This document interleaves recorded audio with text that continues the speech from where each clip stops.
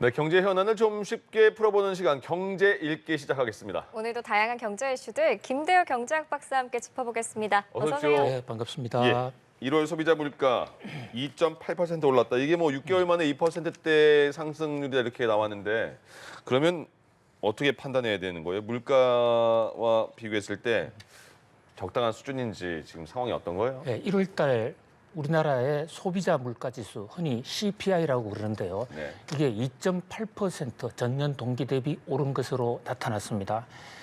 그동안 우리나라 물가가 한때 6%까지 치솟아서 인플레다, 물가고다 했던 때가 바로 엊그제 같은데 예. 이게 거의 이제 3% 아래로 떨어졌으니까 뭐 일단 나타난 지표만 보면 대단히 반가운 올해 들려오는 우리 경제가 이제 좀 정상화되고 있다. 아주 좋은 소식의 한 단면이라고 생각이 됩니다. 예. 네. 지금 세계 경제는 물론이고 한국 경제에도 가장 큰 복병이 물가인데 물가가 드디어 3% 아래로 떨어졌다. 예. 반가운 소식입니다. 현재 우리나라는 물가 억제 목표를 2%로 잡고 있거든요. 예. 그러니까 물가라는 게 떨어져도 마이너스가 돼도 안 돼요. 경제에 굉장히 충격이 됩니다. 네. 그래서 적당하게 오르는 거, 적정 수준을 지금 2%로 보고 있는데요. 예. 2.8%니까 거의 좀 2%에 가깝게 가고 있는 거지 않습니까? 매우 다행스러운 현상이죠. 예. 그런데 그런데 문제는 나올 줄 알았어요. 그런. 예. 그런데 문제는 이게 과연 다음 달, 다다음 달에도 이 추세가 계속될 수 있느냐 하는 대목인데요. 예. 우리 통계라는 것이 모든 숫자 통계가 경제 현상을 100% 얘기해 주지는 않습니다. 이를테면 기저 효과라는 게 있는데요. 통계를 낼 때 물가가 2.8% 올랐다. 이것은 지난해 1월 달에 얼마였는데 이번 1월 달이 2.8% 올랐다는 얘기거든요. 예. 근데 만약에 지난해 1월 달에 물가가 생각보다 많이 올랐다면 그렇죠. 그러면 이게 기저 효과가 나타나서 예. 올 1월 달에는 웬만큼 올라도 분모가 많이 올랐기 때문에 분자가 올라도 별로 오르지 않은 것처럼 나타나는 것이거든요. 예. 이것을 역기저 효과라고 그러는데 바로 작년 1월 달에 어떤 일이 있었느냐 네. 기억하시지 않습니까? 작년 1월 달에 한국전력에서 전기료를 대폭 올렸더랬습니다. 아, 그러니까 그게 물가에 반영됐었는데 올해는 어떻게 됐나? 예. 사실 전기료 지금 올려야 될 상황이거든요. 네. 완전히 적자에 빠져 있는데 그런데 서민 생계 문제를 이제 걱정을 해서 또 선거도 있고 이래서 올해는 완전히 이 전기료를 올리지 않았습니다. 네. 이게 올릴 요인이 없었다는 게 아니라 상승을 좀 유보하고 있거든요. 네, 그렇죠. 그렇다 보니까 물가 상승 속도가 좀 더 적게 나타나는 거 아닌가. 그런 면에서 완전히 안전할 단계는 아니다. 그러나 그럼에도 예. 일단 이 물가라는 게 심리가 중요한데 3% 이상 고공행진을 하는 게 이제 2%로 떨어졌으니까 네. 잡을 수 있다. 이런 어떤 안도감을 주는 매우 청신호다 이렇게 볼 수 있겠습니다. 네, 이 물가 상승률이 둔화되긴 했지만 그래도 여전히 과일을 좀 못 사 먹겠거든요. 체감하는 물가 상승률은 여전한데 설도 얼마 안 남았잖아요. 이 장바구니 부담 좀 잡힐 수 있을까요? 그렇습니다. 아주 핵심 대목을 지적을 해 주셨는데요. 올 1월 달에 물가가 떨어지게 된 그러니까 상승률이 둔화되게 된 또 하나의 이유가 국제 유가가 상당히 많이 떨어졌거든요.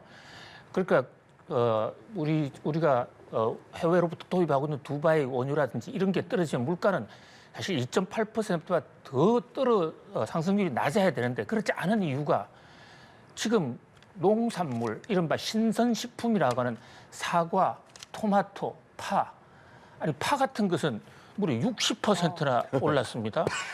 요즘은 그래 금파라고도 예. 말을 못해요. 다이아파 뭐 이런 얘기를 하고 있는 상황이거든요. 아이아파. 예. 우리 조직 이름 같습니다. 그러니까 이게 농산물 수급에 대한 실패, 또 기상 변동도 있었지만 이런 게 엄청나게 오르다 보니까 이게 직접 국민들이 느끼는 체감 물가 어디서 경제 전문가들이 물가 2.8%밖에 안 올랐습니다. 그러면 사람들이 잘 믿질 않아요.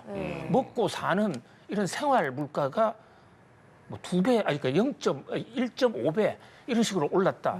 이런 것들이 결국 체감 물가가 계속 높으면 예. 서민들의 생활도 어려워지지만은 물가 안정 심리가 저상이 돼서 그러니까 빨리 인플레를 수습하는데 장애가 된다. 그런 면에서 또 하나의 암초라라고 얘기할 수 있겠습니다. 예. 한국은행은 근데 물가가 일시적으로는 다소 오를 가능성이 있다 이렇게까지 그 분석을 하던데 왜 그런 걸까요? 그렇습니다. 바로 지금 1월 달에 물가가 2.8%로 잡힌 것이 기조적으로 굳어진 게 아니라 여러 가지 아직도 복병이 있다. 우선 이 기저 효과가 2월 달 되면 사라진단 말입니다. 네. 그러니까 지난해 2월 달, 3월 달에는 특별히 큰 인상 요인이 없었기 때문에 그것을 분모로 할 때는 통계 수치상 다시 오를 수 물가가 있겠네. 3%로 올라갈 수가 있고 예. 또 하나 변수가 국제 유가라는 게 지금 이게 누구도 그 시세 전망을 하기가 어려운데 예. 1월 달까지는 안정 하향화가 됐는데 지금 우크라이나 사태나 또 중동의 후티 반군의 홍해 사태 이런 거로 해서 최근엔 또 국제 유가가 조금 불안한 조짐이거든요. 네. 이게 반영이 된다면 다시 물가가 올라갈 수도 있다. 그래서 미리 좀 대비하자. 예. 한국은행과 또 최상목 경제부총리 겸 기획재정부 장관도 일시적으로 물가 오를 수 있다. 그렇지만 정부가 대비를 하겠다 이렇게 밝히고 있는 상황입니다. 예, 물가 얘기 짚어봤고 다음 주제로 넘어가겠습니다. 지난해 있었던 인천 검단 아파트 지하 주차장 붕괴 사고와 관련해서 국토부가 GS건설의 영업정지 8개월을 확정했거든요. 이 영업정지 8개월이 보니까 사망 사고가 발생하지 않은 부실 시공에 대해서 국토부가 내릴 수 있는 최고수의 행정처분이라고 하던데 예. 이 처분 어떻게 보셨어요?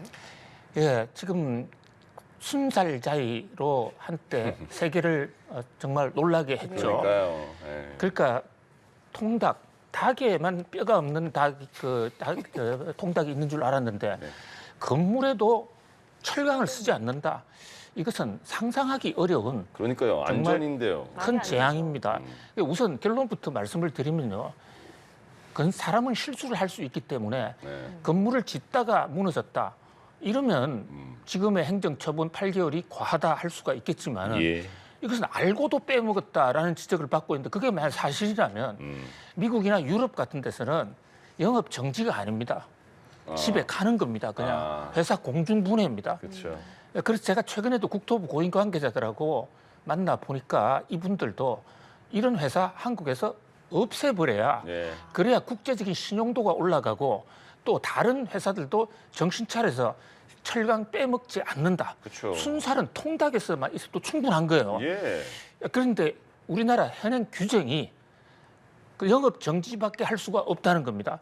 그러니까 영업 정지 8개월을 내렸는데 이게 법상 최고 상한이에요. 네. 거기다가 서울시가 또 2달을 때렸으니까 지금 10개월을 때리게 되는데 네. 물론 당하는 GS건설 입장에서는 아프겠죠. 영업 정지가 되면 당장 수주 활동을 못 하거든요. 네. 짓고 있는 공사는 계속 지어야 됩니다. 그러게요. 근데 이제 신규로 예. 아파트 뭐 재개발, 재건축에 들어가지 못한다. 네. 이런 얘기인데 국제적인 관행으로 볼 때 예. 이번 처분은 약했다 하는 그런 전문가 평가들이 좀 더 우세한 것 같습니다. 근데 GS건설이 예. 잘못했다 사과하면서도 이거 법적 대응하겠다 이렇게 나온 거잖아요, 지금. 그러면 뭐 법원 가서 판결 나기까지도 수년이 걸릴 텐데 그때까지는 계속 영업해야도 되는 거잖아요, 그럼. 그 사과를 하면 미안한 마음이 앞서야 되고 그렇죠. 진심으로 우리 그 속담에도 석고도 이제 국민들이 용서할 때까지 이런 사과를 해야 되는데 예. 같은 성명문에 우리 그 잘못했다. 그런데 8개월은 너무 심하다. 예. 참을 수 없어. 소송한다. 옆집하고 싸웠을 때 법정으로 가서 소송하겠다. 그러면서 한쪽으로는 사과한다, 소송한다. 이게 진정한 사과일 것인가? 그러니까요. 그리고 이게 행정 소송을 하게 되면요. 그동안의 사례로 볼 때 예. 이런 건설 영업 정지 사건에 우리나라 법원이 대부분 가처분 신청을 인정을 해줬습니다. 예.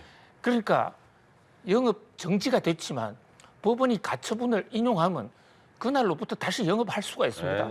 과거에 그런 회사들이 많아요. 그런 네. 면에서 뭐 이번 사태도 GS의 영업 정지는 말뿐이다. 실제로 영업을 계속할 것이다. 예. 이런 얘기가 많이 나오고 있는 상황인데 이것을 국제 시각에서 바라볼 때 한국 건설회사는 순살로 그러니까 뼈대 없는 철강 없는 건물을 지어도 예. 뭐 괜찮구나 이런 아. 잘못된 신호를 줄 수 있다. 예. 이제 이런 면이 좀 우려스러운 것이죠. 그러니까요. 예. 이 GS건설이 당시 사고 아파트를 전면 재시공하겠다고 밝혔는데 지금 진행 과정이 어떻게 되고 있고 또 가장 중요한 게 입주는 어떻게 되는 거예요? 그렇습니다. 이게 이제 당시 주차장이 무너지면서 예.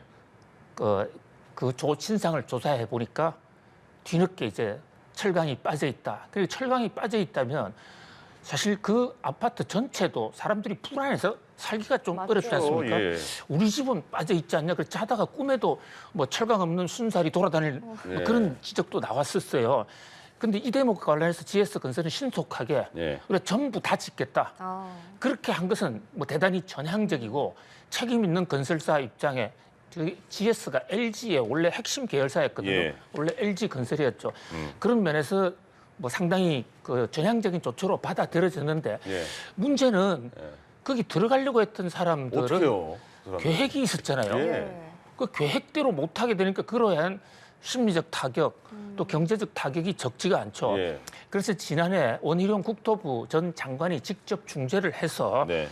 이제 1인당 1억 4,500만 원씩 가구당 85제곱미터 국민평형이라는 것을 기준으로 해서 일단 보상을 했는데 그 보상 과정에서도 주민들 간의 갈등도 많았고 참 어려웠습니다. 예. 근데 일단 보상은 하는데 합의를 해서 지금 보상이 이루어지고 있어요. 예. 네. 뭐 그런 면에서 불행 중 다행인데 그러나 이제 그 계획 차질에 따른 그 피해가 과연 1억 4,500으로 해소되는 집도 있겠지만 해소가 예. 안 되는 집도 있겠지 않습니까? 그렇죠. 뭐 그런 면에서 참 안타까운 그런 사정이 라고 할 수가 있겠습니다. 예, 알겠습니다. 오늘도 다양한 경제 이슈들 김대우 경제학 박사와 함께 짚어봤습니다. 고맙습니다. 고맙습니다.